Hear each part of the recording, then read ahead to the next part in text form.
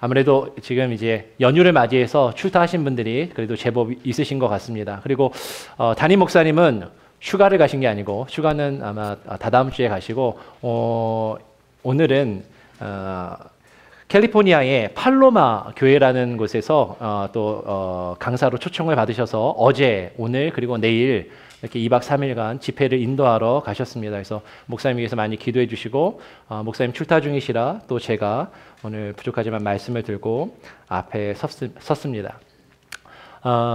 여러분 아마 결혼하신 분들이면은 부부싸움을 적어도 한 번 이상은 다 해보셨죠? 혹시 부부싸움 안 해보신 분 있으세요? 아마 지난주에 신혼부부가 우리 교회에 처음으로 왔는데 신혼부부는 아직 안 했는지 모르겠습니다만 그래도 신혼여행 가서 제일 많이 싸운다 그러더라고요. 근데 저는 부부싸움을 많이 할 것 같아요? 안 할 것 같아요? 많이 합니다. 근데 여러분은 왜 싸우세요? 부부싸움을 왜 하십니까? 사이가 안 좋아서? 좋으니까? 제 경우를 보니까 그렇게 큰 일 가지고는 잘 안 싸우게 되더라고요. 큰 일은 이렇게 서로 마음이 이렇게 모아져서 되는데 작은 거, 사소한 거 가지고 자꾸 싸웁니다. 근데 왜 싸우나 봤더니 서로 생각이 달라요. 그리고 그 어떤 일들에 대해서 바라보는 관점과 시야가 달라서 서로 싸우게 되더라고요. 근데 이러한 갈등이 부부 사이에만 있는 게 아니라 여러분 사회생활 하다 보면 직장생활하는 동료 사이에도 그렇고 여러 친구들 사이에도 그렇고 우리가 사회생활 하다 보면 서로의 생각과 관점이 달라서 서로 갈등하고 다툼이 일어나는 것을 우리가 종종 경험합니다. 그런데 그게 교회에서도 그러더라고요. 우리가 신앙생활 하다 보면 신앙생활 하면서 성도들 간에도 서로 다투고 갈등이 일어나는 것을 보게 됩니다. 그 생각과 관점이 다르기 때문에. 그런데 성도들끼리만 그런 게 아니라 또 보니까 성도들하고 목회자하고도 갈등이 있더라고요. 서로 관점이 다른 거죠. 근데 더 심각한 건 뭐냐면 우리가 믿는 하나님하고 나의 관점이 또 다를 수 있다라는 것입니다.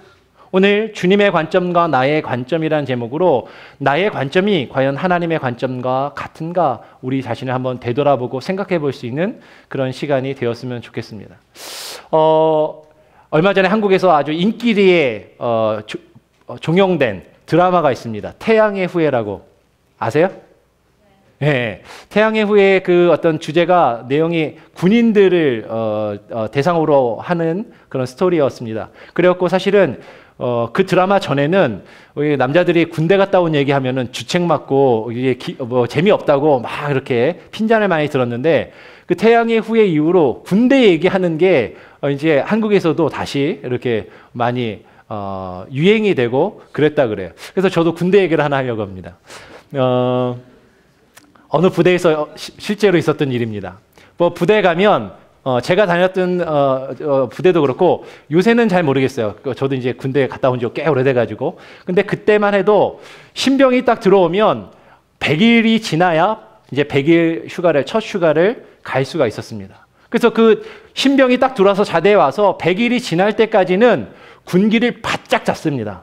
그래서 여러 가지로 뭐 얼차례도 주고 좀 이렇게 심하게 대하다가 100일 휴가를 첫 휴가를 갔다 오면 이게 조금 풀어주는 거죠. 그래서 100일 휴가 갔다 오기 전에는 PX 가서 자기 마음대로 사 먹지도 못하고 뭐 공중전화도 못 쓰고 이제 막 이렇게 통제가 심한 거예요. 그러니까 신병이 되면 왜 이렇게 사회에 있을 때는 거들떠도 안 보던 단 게 이렇게 맛있는지 초코파이 이게 최고의 인기 음식인 거죠. 그래서 뭐 예배를 가거나 주일날 뭐 이제 종교 활동에 가갖고 그런 데서 초코파이나 그런 맛있는 단 거를 얻으면은 몰래 주머니에 숨겨놓고 있다가 다른 사람 있는 데서 못 보고 어디 가서 먹냐면 화장실에 가가지고 단 거를 막 먹는 거야.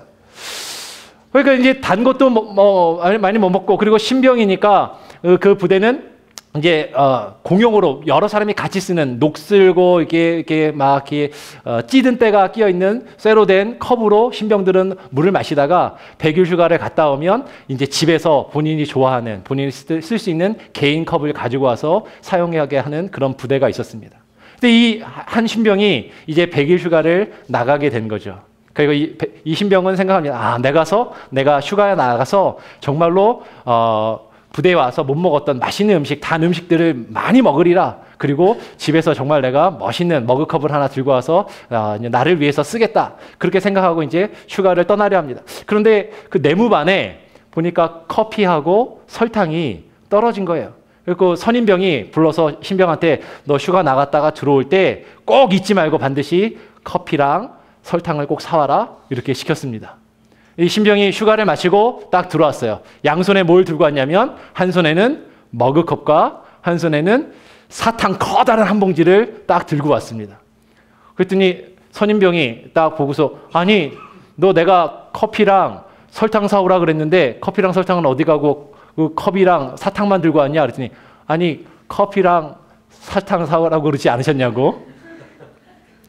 그 신병의 마음에는 컵하고 사탕밖에 없었던 거예요. 단 거밖에. 근데 이런 우스꽝스러운 일들이 성경에 여러 번 특히 요한복음에 나타나는 것을 우리가 보게 됩니다. 예수님과 어떤 사람들이 대화를 하는데 서로 다른 얘기를 하는 거예요. 서로 동문서답을 하고 서로 다른 관점으로 자기가 보고 싶은 것, 자기가 듣고 싶은 것을 듣고 이야기하는 것을 보게 됩니다. 오늘 요한복음 2장에도 가나의 혼인잔치, 우리가 잘 아는 사건이 일어납니다. 이 가나의 혼인잔치에서 보면 예수님의 관점과 예수님의 어머니 마리아의 관점이 서로 다른 것을 보게 돼요. 가나의 한 혼인잔치가 열렸습니다. 이 혼인잔치에 예수님과 예수님의 어머니 마리아 그리고 그 제자들이 함께 초청을 받았어요. 그리고 그 혼인잔치가 열렸습니다. 그 당시에 고대 근동에서 혼인잔치는 단 하루만 열리지 않고 적어도 일주일에서 열흘 동안 길게 혼인잔치를 합니다. 그리고 그 혼인잔치 가운데 매일매일의 그 잔치 가운데 꼭 없어서는 음식이 하나 있는데 그것이 무엇이냐면 포도주예요. 포도주가 떨어지면 안 되는 것이죠. 그런데 예수님의 어머니 마리아가 보니까 이 혼인잔치집에 그 중요한 포도주가 딱 떨어진 겁니다. 그런데 연회장도 그 사실을 알아차리지 못하고 있는 것이죠. 그래서 예수님의 어머니 마리아가 예수님을 찾아갑니다. 이 혼인잔치집에 포도주가 떨어졌는데 그 문제를 예수가 해결해 달라라는 것이죠. 그때 예수님은 그 어머니에게 여자여 나와 무슨 상관이 있나이까? 내 때가 아직 이르지 아니하였습니다라고 말씀합니다. 그렇지만 예수님의 어머니 마리아는 그 잔치집의 하인들에게 예수님께서 무엇을 시키든지 그대로 다 행하라라고 지시하고 예수님이 그 하인들에게 돌 항아리에 물을 채우라 한 다음에 그 물을 다시 떠서 잔치 자리에 갖다 주니까 물이 변하여 포도주가 된 우리가 너무나도 잘 알고 있는 사건이 나타납니다. 그런데 우리는 여기서 한번 생각해 볼 필요가 있는 것이죠. 예수님의 어머니 마리아는 지금 이 혼인잔치에서 뭐가 중요한지, 지금 뭐가 빠져 있는지 거기에 관심이 있었습니다. 포도주가 떨어진 것이죠. 떨어지면 안 되는 포도주가 떨어진 것을 정확하게 파악했고, 그리고 그 문제를 어떻게 해결할 수 있는지도 정확하게 알았습니다. 그 예수님에 대한 믿음이 있었던 것이죠. 예수님이 이 문제를 해결해 주실 수 있다는 믿음이 있었습니다. 그러니까 정확하게 현실을 바라볼 수 있는 눈이 있었고 그리고 그 문제를 해결하려고 하는 예수님을 향한 믿음도 있었어요. 그런데 그 예수님은 아까 우리가 같이 읽었던 것처럼 예수님의 어머니를 향해서 책망하시듯 말씀하십니다. 뭐라고 말씀하시죠? 여자여 나와 무슨 상관이 있나이까? 어떤 분들은 이제 여자여 그래서 아니 그래도 어머니한테 어떻게 여자 이렇게 얘기할 수 있나? 라고 생각하실 수도 있는데 우리말로 번역이 여자여라고 되어 있지만 헬라어로는 귀나이라는 단어를 씁니다. 이 귀나이라는 단어가 아주 이렇게 하대하는 표현이 아니라 존칭이라고 그렇게 해석들을 많이 합니다. 그래서 이 말은 그냥 여자가 아니라 여사님, 부인, 이제 마담 이런 의미가 되는 것이죠. 그 예수님께서 어머니에게 여자여라고 한 것이 그 어머니를 하대한 것이 아니라 문제가 아니라 지금 뭐가 문제냐면 지금 포도주가 떨어진 것이 나와 무슨 상관이 있습니까? 라고 말씀하십니다. 예수님의 어머니는 포도주가 떨어진 것에 주목하고 거기에 관심을 가지고 그것이 중요한 문제라고 생각했어요. 그런데 예수님은 그게 나와 무슨 상관이 있냐라고 이야기하십니다. 그런데 더 이해가 안 되는 건 그리고서 물로 포도주를 만드신 사건을 기적을 행하시는 거죠. 우리는 주일학교 때부터 이 설교를 많이 들었습니다. 이 내용을 너무 잘 알고 있어요. 그래서 우리는 어디에 주목하냐면 예수님이 물로 포도주를 만드셨다. 물이 변하여 포도주가 됐다라는 것에 집중을 합니다. 놀라운 기적이 일어났구나. 여기에 집중을 합니다. 그런데 예수님은 사실 포도주 자체에는 별로 관심이 없으셨던 것을 우리가 보게 됩니다. 예수님은 지금 포도주가 떨어진 것에 관심이 있지 않으셨어요. 예수님께서 그 하인들에게 뭐라고 말씀하십니까? 돌 항아리에 물을 채우라라고 말씀하십니다. 예수님의 어머니는 포도주 항아리가 비어있는 것을 보았어요. 그 항아리에 포도주 항아리에 포도주가 다 떨어졌습니다. 그리고 그 떨어진 포도주를 채워야 된다라고 생각했죠. 근데 예수님은 지금 그 비어있는 포도주 항아리에 물을 채우라고 말씀하시는 게 아니었다라는 것입니다. 우리가 한번 같이 6절의 말씀을 같이 읽어보겠습니다. 2장 6절 말씀 함께 읽어보겠습니다. 시작. 거기에 유대인의 정결 예식을 따라 두세 통 드는 돌 항아리 6이 놓여 있는지라. 거기에 유대인의 정결 예식을 위해서 필요한 두세 통이 들어가는 돌 항아리가 비어 있는 채로 6개가 놓여 있었습니다. 여러분, 이 돌 항아리는 포도주 항아리가 아니에요. 이 항아리는 손을 씻기 위해서 물을 받아두는 항아리였습니다. 당시 유대인들의 정결 예식에 따르면 유대인들은 음식을 먹기 전에 반드시 손을 씻어야만 했던 것이죠. 마가복음 7장 3절로 4절 말씀을 보면 바리새인들과 모든 유대인들은 장로들의 전통, 예전 성경에는 장로들의 유전을 지키어 손을 부지런히 잘 씻지 않고서는 음식을 먹지 아니하며 또 시장에서 돌아와서도 물을 뿌리지 않고서는 먹지 아니하며 그 외에도 여러 가지를 지키어 오는 것이 있으니 잔과 주발과 놋그릇을 씻음이라라고 이야기하십니다. 지금 예수님은요, 포도주 항아리가 비어 있는 것에 별로 관심이 없으셨어요. 예수님의 관심은 정결케 하는 그 정결의 예식에 필요한 그 물이 떨어져 있는 것에 더 관심을 가지십니다. 그리고 그 물을 먼저 채우라라고 말씀하시는 것이죠. 이렇게 얘기하면 어떤 분들은 아니 예수님이 지금 그 복음과 은혜를 우리에게 주러 오신 그 예수님이 유대인들의 장로들의 전통과 어떤 율법적인 그런 행위를 하라고 그 물을 채우셨단 말인가? 라고 생각하실지도 모릅니다. 그런데 우리는 기억해야 됩니다. 예수님이 오심으로 우리가 그 율법이 완전히 폐하여지고 율법의 의미가 사라진 것이 아니라 제가 몇 번 말씀드리지만 예수님은 그 율법을 완성하러 오신 것이죠. 마태복음 5장 17절 말씀을 보면 마태복음 5장 17절에 내가 율법이나 선지자를 폐하러 온 줄로 생각하지 말라. 폐하러 온 것이 아니요 완전하게 하려 함이다라고 말씀하십니다. 지금 예수님이 관심을 가지시는 부분은요, 단순히 형식적으로 의식적으로 손을 씻는 그것을 말하는 것이 아니라 지금 예수님이 관심을 가지시는 것은 사람들이 먹고 마실 그 잔치에 필요할 그 사람들이 즐기는 데 필요한 포도주가 떨어진 것에 관심을 가지시는 것이 아니라 그들이 그 잔치를 거행하면서 그 잔치 가운데 그들이 정결하게 되는 것. 그들이 하나님 앞에 정결한 모습으로 서야 하는데 그들이 그 정결한 예식에 필요한 물이 떨어진 것을 바라보지 못하고 관심 갖지 못한 것을 예수님은 주목하고 계시고 그 일들을 통해서 하나님의 뜻을 영광을 나타내기 원하시는 것이에요. 11절 말씀 같이 한번 읽어보겠습니다. 요한복음 2장 11절 함께 읽겠습니다. 시작. 예수께서 이 첫 표적을 갈릴리 가나에서 행하여 그의 영광을 나타내심에 제자들이 그를 믿으니라. 여러분, 지금 요한복음의 저자는 이 물로 포도주를 만드신 이 사건을 그냥 기적이라고 이야기하지 않습니다. 미라클이 아니에요. 표적이라고 이야기합니다. 사인. 무언가를 나타내주는, 증거하는 표시인 것이죠. 무엇을 나타내냐면 하나님의 영광을 나타내기 위함이다라고 지금 11절은 이야기합니다. 그 영광은 바로 요한복음의 문맥에서 보면 하나님 자신이셨던 그 예수 그리스도가 말씀이 되어 말씀이 육신이 되어 이 땅 가운데 오셔서 하나님의 영광을 드러내는 그 하나님의 영광. 예수 그리스도가 누구이신지, 이 땅 가운데 왜 오셨는지, 단순히 우리가 먹고 마시고 즐길 포도주를 만들어 주시기 위하여 오신 분이 아니라 우리를 정결케 하시고 하나님 앞에 온전케 서게 하시기 위하여 오신 분이라는 것을 나타내고 보여주시기 위한데, 지금 이 기적의 의미가 있는 것이, 예수님은 물로 포도주를, 단순히 포도주를 만드는 것에 관심이 없으셨습니다. 그것이 예수님에게는 무슨 상관이 있느냐? 예수님의 관심은 정결케 되는 그 물을 채우는데 예수님의 관심이 있었습니다. 지금 예수님의 관점이 이렇게 다른 것을 요한복음에 계속해서 나타납니다. 한 장 넘기면 3장으로 한번 넘어가 볼까요? 요한복음 3장에 보면 우리가 잘 아는 사건, 또 니고데모라는 사람이 예수님을 찾아와 예수님과 대화하는 그 사건이 나타납니다.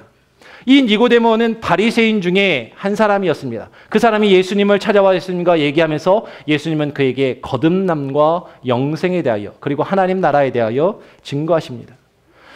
이 니고데모는요, 바리새인이며 유대인의 지도자, 예전 성경에는 유대인의 관원이었다라고 이야기하고, 10절 말씀을 보니까 3장 10절에 그 사람은 이스라엘의 선생이라는 지위와 칭호를 가지고 있는 사람이었어요. 바리새인이며 유대인의 지도자였던, 유대인의 이스라엘의 선생이었던 그가 왜 예수님을 찾아와서 예수님과 대화하기를 원했는가? 여기에는 사실 여러 견해와 해석들이 있습니다. 그런데 분명히 우리가 성경에서 발견할 수 있는 힌트는 무엇이냐면 2장 23절 같이 한번 읽어보겠습니다. 2장 23절에 보니까 같이 읽어볼까요? 시작. 유월절에 예수께서 예루살렘에 계시니 많은 사람이 그의 행하시는 표적을 보고 그의 이름을 믿었으나. 예수님께서 가나에서 물로 포도주를 만드시는 그 놀라운 표적을 보이시고, 또 예루살렘에서도 성경에는, 요한복음에는 구체적으로 기록되어 있지 않지만 여러 가지 표적들을 행하셨다라고 지금 성경은 이야기합니다. 그리고 많은 사람들이 그 표적을 보고 예수님을 믿고 예수님께 관심을 가지기 시작했어요.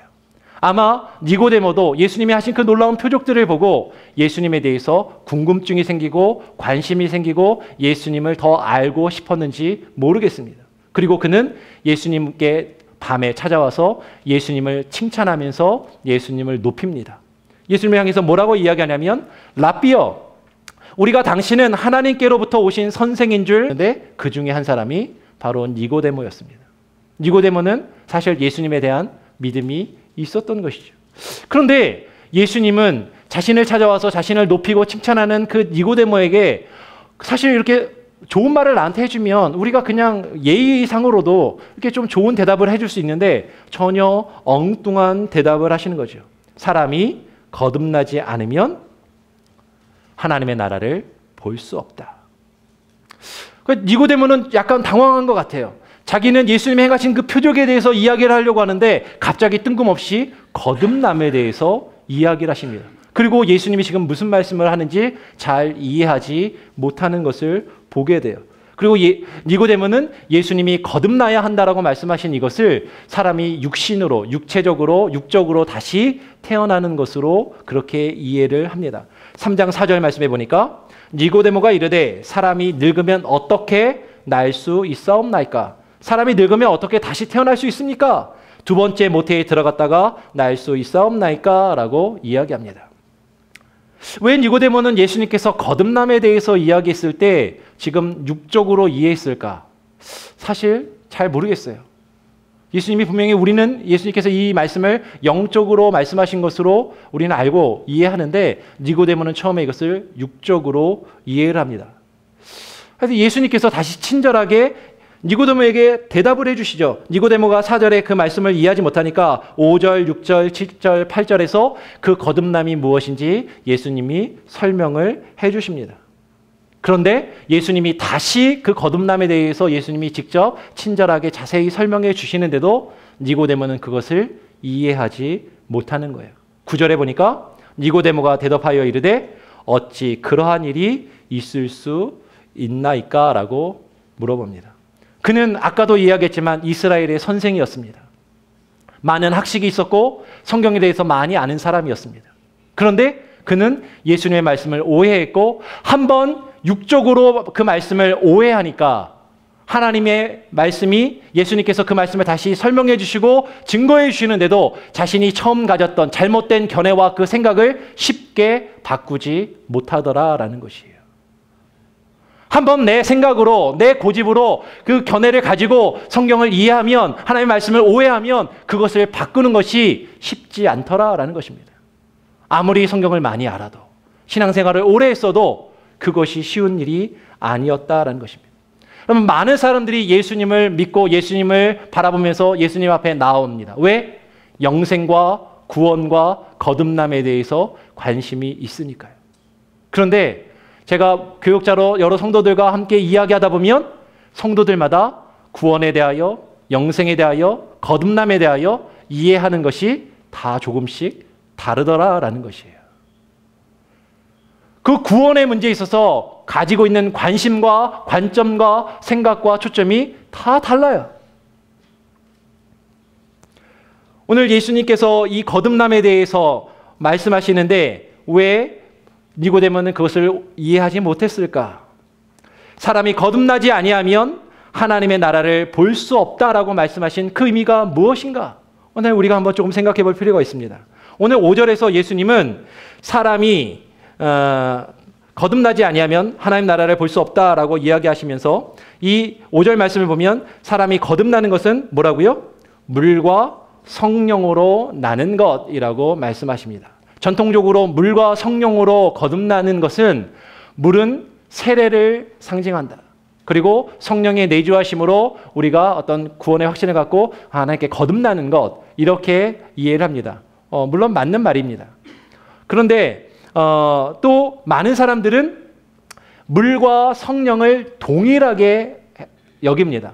물이 곧 성령을 말하는 것이다. 그러니까 물은 성령을 다르게 표현한 중의법이다라고 그렇게 이야기합니다. 그래서 물과 성령을 하나로 이렇게 이해하고 해석하는 경우가 많이 있어요. 그런데 제가 요한복음을 쭉 살펴보고 제가 나름대로 공부하면서 연구하고 성경의 전체 문맥에서 봤을 때 여기서 물은 성령보다는 주의 말씀을 이야기하는 것으로 여겨져요. 근데 이제 이 부분을 이야기하면 좀 많이 길어지기 때문에 오늘 지금 여러분과 같이 나누기 원하는 것은 거듭난다라는 표현을 우리가 좀 더 집중해서 한번 보길 원합니다. 예수님께서 거듭난다라고 이야기했을 때 니고데모는 왜 오해를 한 것일까?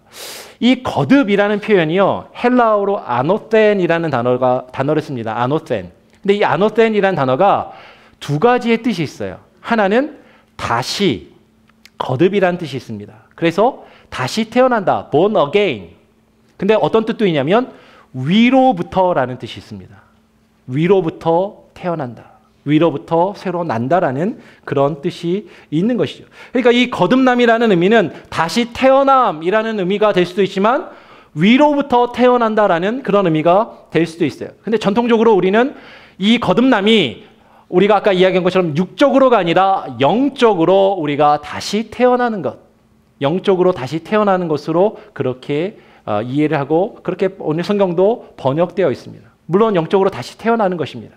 그런데 많은 사람들이 내가 다시 태어났다, 내가 새 사람이 되었다라는 그런 표현을 하면 어떤 오해를 하냐면 이런 오해를 할 수가 있어요. 내가 어떤 큰 사건을 경험하고 중요한 일을 지난 다음에 내가 이제 새 사람이 되기 위해서 결심하고 결단하고 내 의지와 내 노력으로 내가 새로워지는 것. 그래서 나 거듭나야지, 나 새로워져야지, 이렇게 이해하기 쉽다라는 것이죠.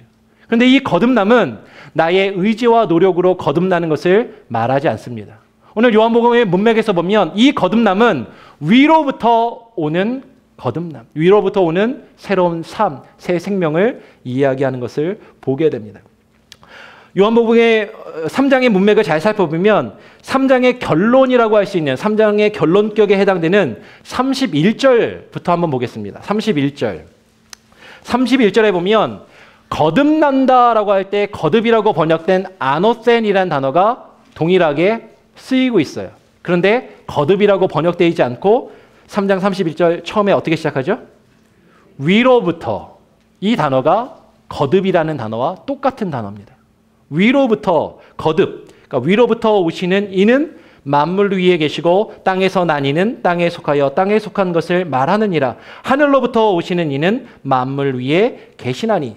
위로부터 오시는 이 위로부터 오시는 이는 곧 누구를 이야기하냐면 31절에 보니까 하늘로부터 오신 이를 말하는 것이죠. 우리 같이 한번 조금 더 읽어보겠습니다. 32절부터 제가 32절 읽으면 33절 이렇게 교독으로 같이 한번 읽어보겠습니다. 그가 친히 보고 들은 것을 증언, 예전 성경에는 증거하되 그의 증언을 받는 자가 없도다.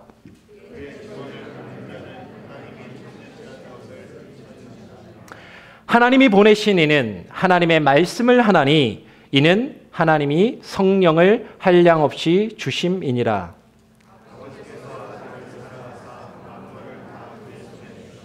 36절 함께 읽겠습니다. 아들을 믿는 자에게는 영생이 있고 아들에게 순종하지 아니하는 자는 영생을 보지 못하고 도리어 하나님의 진노가 그 위에 머물러 있느니라. 위로부터 오시는 이, 곧 하늘로부터 오시는 이가 있습니다. 그분이 바로 예수 그리스도예요. 그 예수 그리스도는 하나님이 보내신 분이십니다. 오늘 34절에 하나님이 보내신 이는 무엇을 한다고요? 하나님의 말씀을 합니다.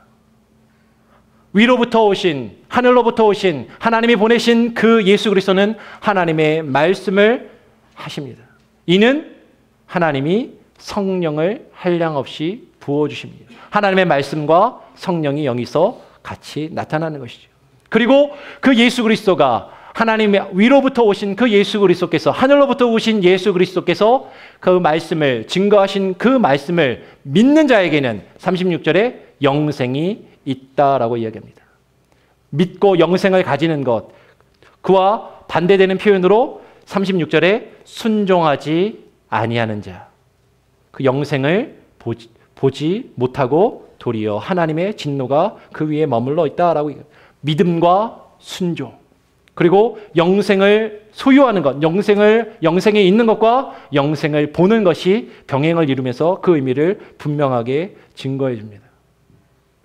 아까 처음에 얘기할 때 니고데모가 예수님을 찾아와서 뭐라고 이야기했죠? 우리가 당신은 하나님께로부터 오신 선생인 줄 아나이다 라고 이야기합니다. 그리고 우리는 당신이 행한 그 표적을 보았습니다. 내가 당신이 행한 그 표적을 보았습니다. 그런데 그 표적을 보니까 당신은 하늘로부터 오신 분인 것이 맞습니다 라고 이야기합니다. 그 말을 하는 니고데모에게 어쩌면 우리가 처음 읽었을 때는 동문서답처럼 보이지만 예수님은 분명하게 말씀하시는 것이죠. 네가 내가 행한 그 기적을 보고 그것을 표적으로 여기고 내가 하늘로부터 왔다라고 생각하느냐?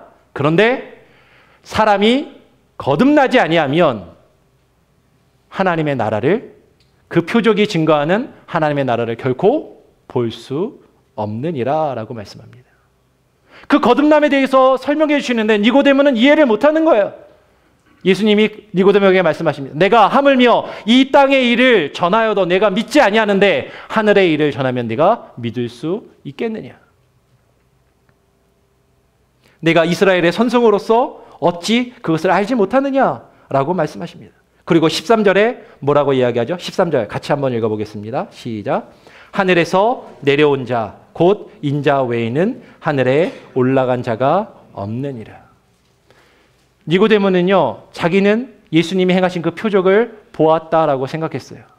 그리고 그 표적을 가지고 예수님이 하늘로부터 오신 분이라고 생각했습니다. 그런데 예수님은 말씀하십니다. 네가 본 것 같지?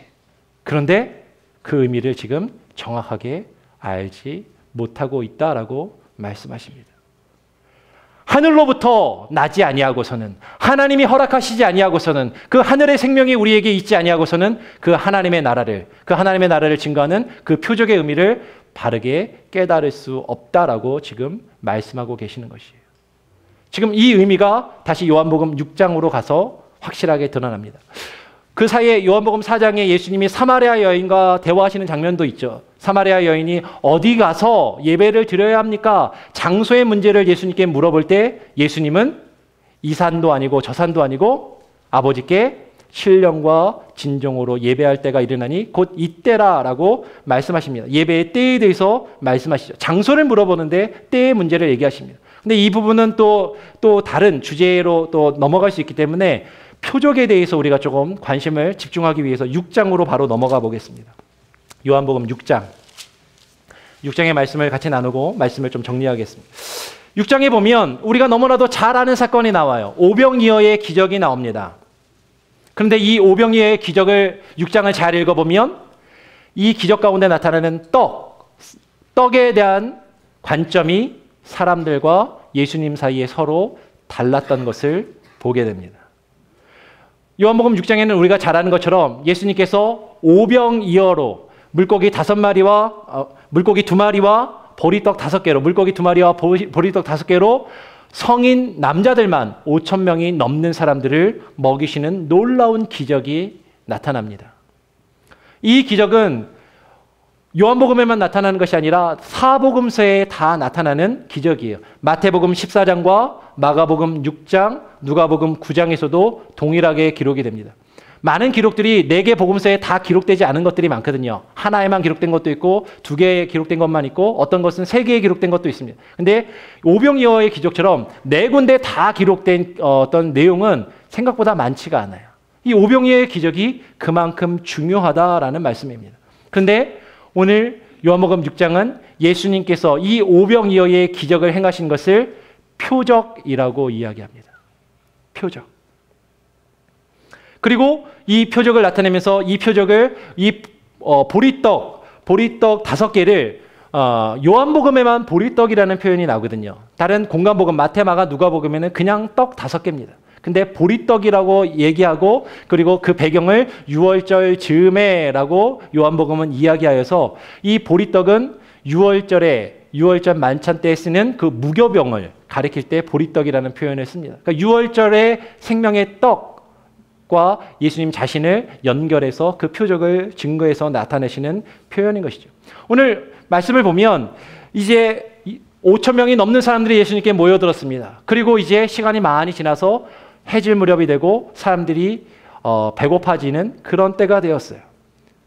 오늘 요한복음은 보면 예수님이 먼저 이야기하신 것처럼 보입니다. 예수님께서 빌립과 제자들을 시험하시기 위해서 야 이제 밥 먹을 때가 되었는데 어디서 떡을 사서 이 사람들로 먹게 하겠느냐라고 그렇게 지금 물어보세요. 근데 공관복음을 보면 예수님이 먼저 이야기하신 게 아니라 공관복음을 보면 마태, 마가, 누가복음을 보면 제자들이 먼저 예수님께 여쭈어 봅니다. 그래서 마태복음 14장이나 마가복음 6장, 누가복음 9장을 보면 다 동일하게 저녁이 되자 제자들이 먼저 예수님께 나와서 여쭈어 보기를 제자들이 무리를 보내어 마을에 들어가 먹을 것을 사 먹게 하십시오. 지금 때가 됐고 사람들이 배고픈데 사람들을 이제 예수님 보내십시오라고 그렇게 이야기를 합니다. 그러니까 예수님이 그 제자들에게 뭐라고 대답을 하시냐면 그럴 것 없다. 너희가 먹을 것을 주어라 라고 말씀하세요. 너희가 먹을 것을 주어라. 그때 오늘 요한복음을 다시 보면 요한복음 7절에 예수님 빌립이라는 제자가 예수님한테 이런 이야기를 하는 것처럼 보입니다. 빌립이 대답하되 7절 말씀을 보니까 각 사람으로 조금씩 받게 할지라도 200데나리온의 떡이 부족하겠습니다. 예수님 그렇게 빌립이 대답을 합니다. 이와 유사한 표현이 복음서에 다 나타나요. 어떻게 나타나냐면 마가복음 먼저 보겠습니다. 마가복음 6장 37절. 마가복음 6장 37절에는 제자들이 우리가 가서 200데나리온의 떡을 사다가 먹이리까? 라고 예수님께 따져 묻습니다.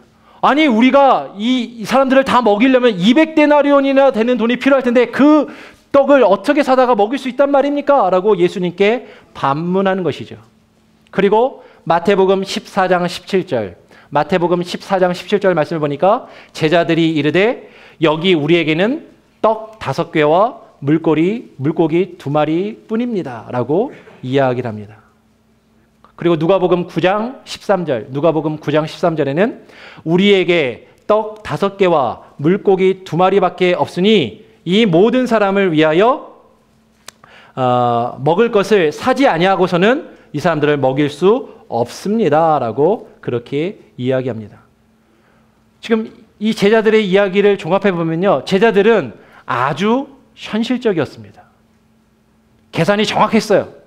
지금 사람들이 5천 명이나 넘는 사람들이 지금 모여 있는데 예수님 지금 계산기 두들겨 보니까 지금 이 사람들을 한 끼 식사를 먹이려면 적어도 200데나리온이나 되는 그 돈이 필요합니다. 그런데 우리는 지금 우리 예산은 물고기 2마리하고 보리떡 5개밖에 없는데 우리는 죽었다 깨어나도 이 사람들을 먹일 수 없습니다. 라고 이야기합니다.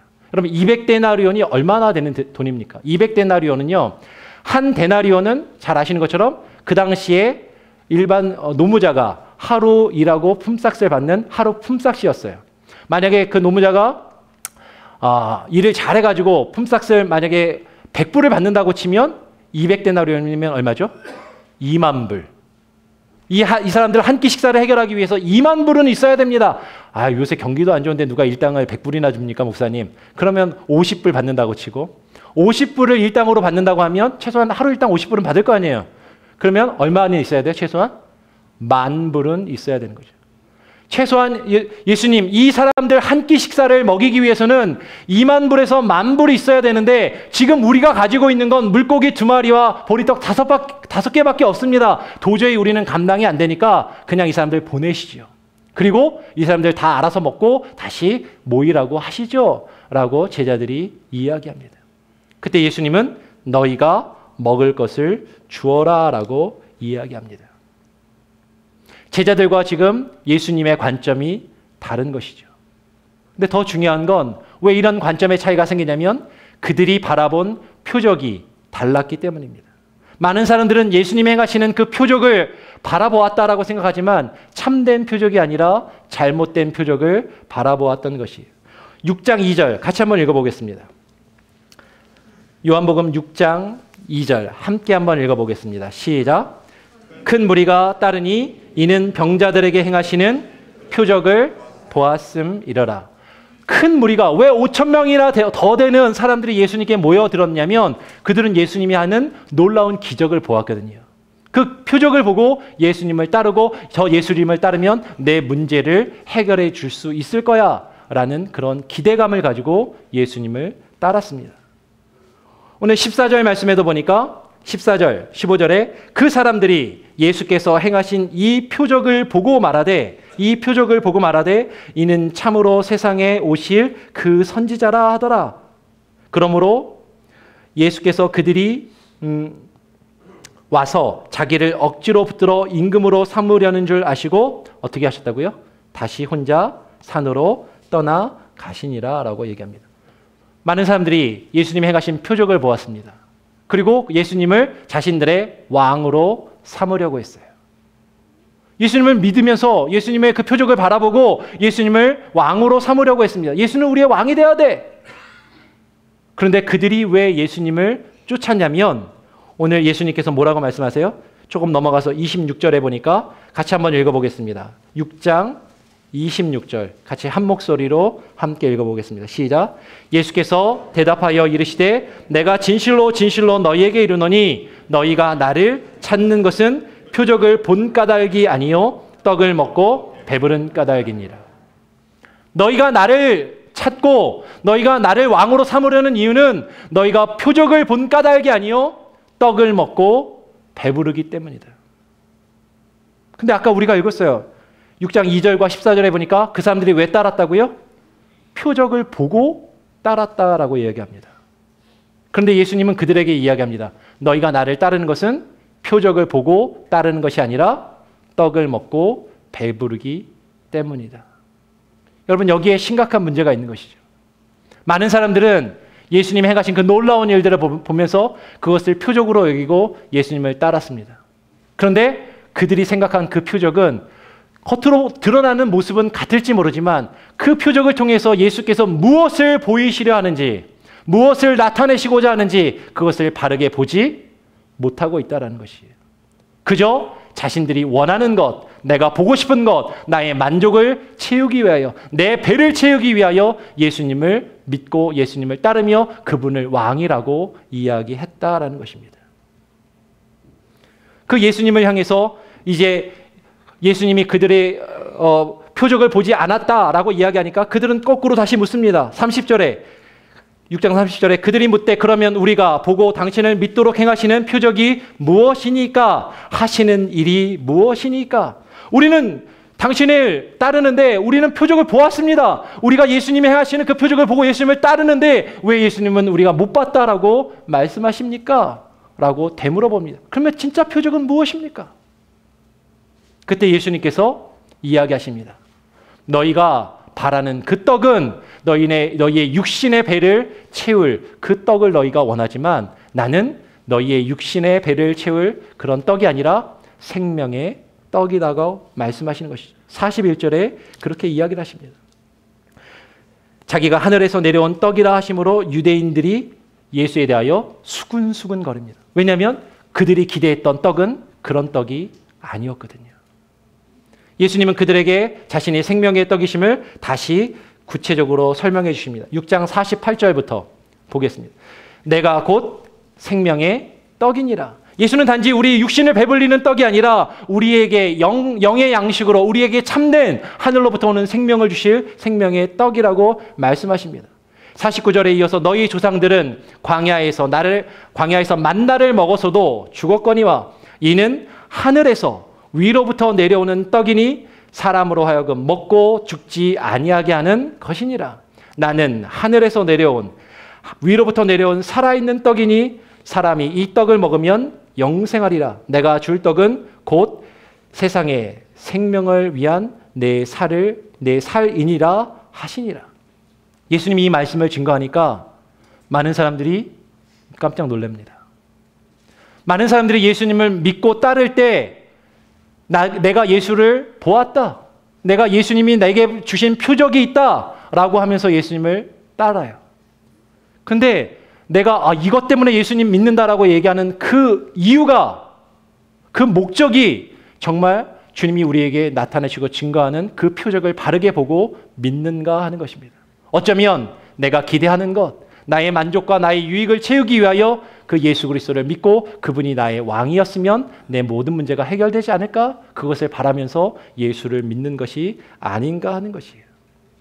예수님께서 자신이 생명의 떡이라고 말씀하시니까 사람들은 자신들이 기대하던 떡과 다른 떡을 말씀하시는 그 예수님의 말씀을 듣고 이제 여러 가지 일들이 나타납니다. 어떻게 반응했습니까? 52절 말씀을 보니까 서로 다투어 이르되 이 사람이 어찌 능히 자기 살을 우리에게 주어 먹게 하겠느냐라고 반문합니다.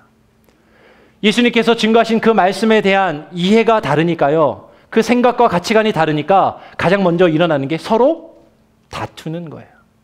그러면 교회 가운데 왜 다툼이 일어납니까? 믿음의 공동체 가운데, 사랑의 공동체 가운데 왜 다툼이 일어납니까? 분명한 것은 우리가 하나님의 말씀을 서로 다르게 이해하고 있기 때문입니다. 하나님의 말씀을 바르게 이해하지 못하고 그 말씀을 그저 내가 받아들이고 싶은 대로 받아들일 때 그 말씀이 우리에게 주어지면 우리는 서로 자신의 의견을 말하면서 다투게 되어 있어요.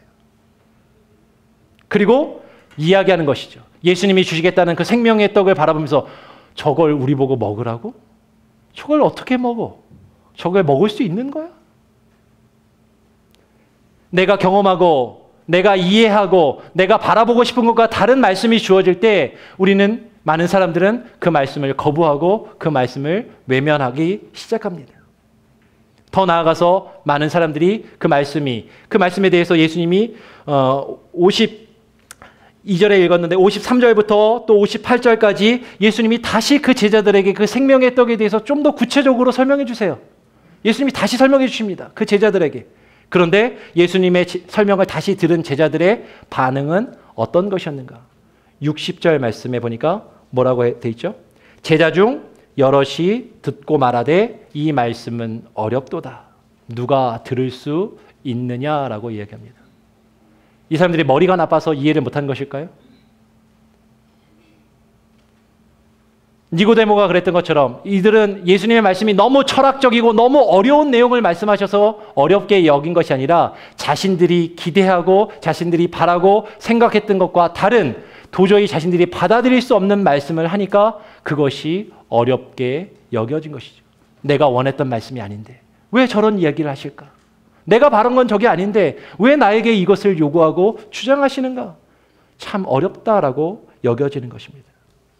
그 뒤에 예수님께서 다시 말씀을 하시고 66절에 같이 한번 읽어보겠습니다. 한번 읽어볼까요? 66절. 66절입니다. 시작. 그때부터 그의 제자 중에 많은 사람이 떠나가고 다시 그와 함께 다니지 아니하더라. 여러분, 처음에 예수님이 말씀을 전하시기 전에는요, 5,000명도 넘는, 어른 남자만 5,000명이 넘는 사람이 모여 있었습니다. 근데 예수님이 말씀을 증거하시니까 사람이 더 늘어나야 될 것 같은데 예수님이 참된 복음을 증거하시니까 5,000명이나 있던 사람들이 그 말씀 때문에 헷갈리고 어렵게 생각하고 나중에는 예수님을 떠나가는 것이죠. 그리고 다시 그와 함께 다니지 아니하였다라고 이야기합니다. 그리고 12명의 제자만 남았어요. 5,000명이 다 흩어지고 예수님을 떠나가고 12명이 남았습니다. 그 12명에게 예수님이 물어보십니다. 너희도 가려느냐? 너희도 갈래? 니네들이 원하고 너희들이 기대하고 바라는 것과 내가 다른 말을 증거하니까 너희도 갈래? 예수님이 물어보십니다. 그때 시몬 베드로가 대답하죠. 68절 같이 함께 읽겠습니다. 시작. 시몬 베드로가 대답하되 주여 영생의 말씀이 주께 있사오니 우리가 누구에게로 가오리이까? 여러분, 영생의 말씀이 있는데 어디로 갈 수 있습니까? 그런데 우리는 그 영생의 말씀을 거부해요. 왜? 나의 기대와 나의 생각과 나의 가치관과 내가 보는 관점과 다른 것이 내게 주어지면 그것이 어렵고 받아들이기 싫고 그것을 멀리하는 것이 죄인된 우리의 속성이다라는 것이죠. 여러분, 우리의 믿음의 관심과 관점이 정말로 생명의 물이 되시고 생명의 떡이 되시는 그 예수 그리스도와 그의 말씀에 초점을 맞추고 있는가? 아니면 내가 예수님을 믿는다라고 얘기하면서 예수님을 따르고 예수님을 왕이라고 고백하면서도 아직도 여전히 세상적이고 육적인 것에 초점을 맞추고 관심을 가지고 거기에 나의 관점이 집중되어 있는가?